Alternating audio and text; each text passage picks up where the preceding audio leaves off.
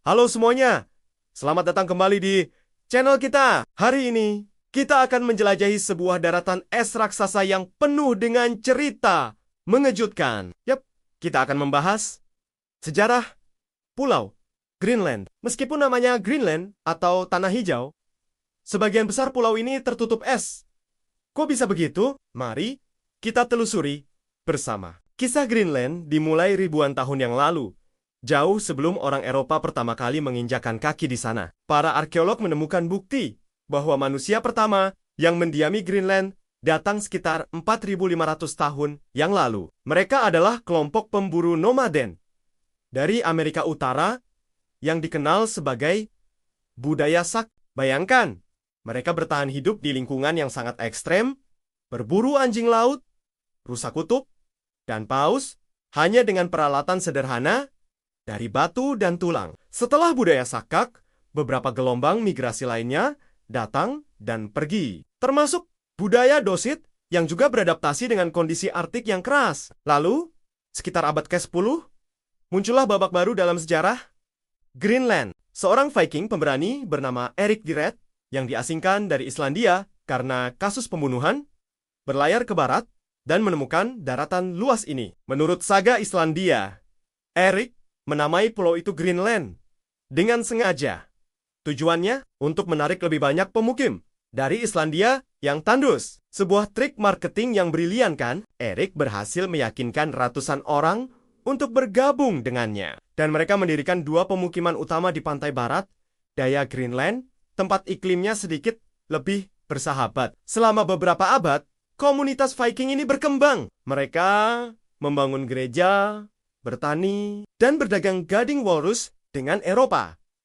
Saat orang-orang Viking menetap, kelompok baru dari Arktik juga tiba di Greenland. Mereka adalah nenek moyang orang Inuit modern yang dikenal sebagai budaya Thule. Tidak seperti orang Viking yang bergantung pada pertanian gaya Eropa. Orang Thule adalah pemburu laut yang sangat ahli. Mereka membawa teknologi canggih seperti kayak kereta luncur anjing dan harpun yang lebih efektif. Selama beberapa waktu, Viking dan Thule hidup berdampingan. Meskipun bukti interaksi mereka masih menjadi perdebatan di kalangan sejarawan. Ada beberapa bukti perdagangan, tetapi mungkin juga ada konflik. Namun, pada abad ke-14 dan 15, sesuatu yang misterius terjadi. Pemukiman Viking di Greenland mulai menghilang.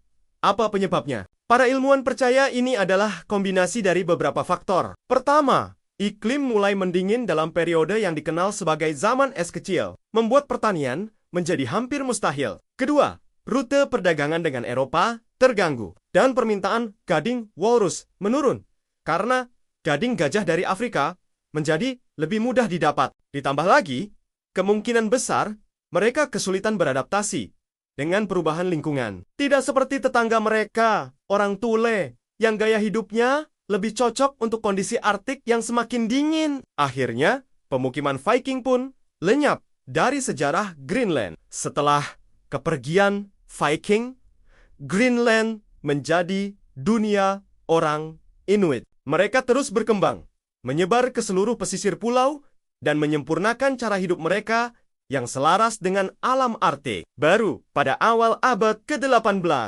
kontak dengan Eropa dimulai kembali ketika seorang misionaris Denmark Norwegia bernama Hans Egede tiba. Tujuannya adalah untuk menemukan keturunan Viking dan mengkristenkan mereka.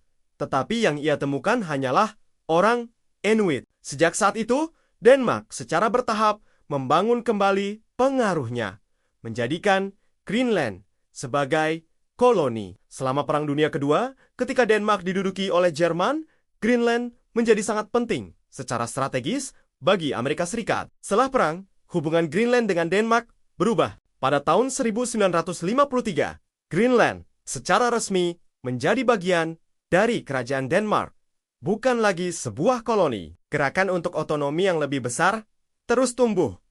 Dan pada tahun 1979, Greenland mendapatkan pemerintahan dalam negerinya sendiri. Yang diperluas lagi pada tahun 2009, memberikan mereka kendali atas sebagian besar urusan domestik, termasuk sumber daya alamnya. Hari ini, Greenland berada di persimpangan jalan antara tradisi dan modernitas. Perubahan iklim menjadi tantangan sekaligus peluang. Mencairnya es membuka jalur pelayaran baru dan akses ke sumber daya mineral yang sebelumnya tidak terjangkau, tetapi juga mengancam cara hidup tradisional yang bergantung pada es laut. Sejarah Greenland adalah cerminan dari ketahanan manusia dalam menghadapi tantangan alam yang luar biasa, dari para pemburu kuno hingga masyarakat modern yang menatap masa depan. Itulah perjalanan singkat kita menelusuri sejarah Greenland yang luar biasa. Dari suku nomaden pertama,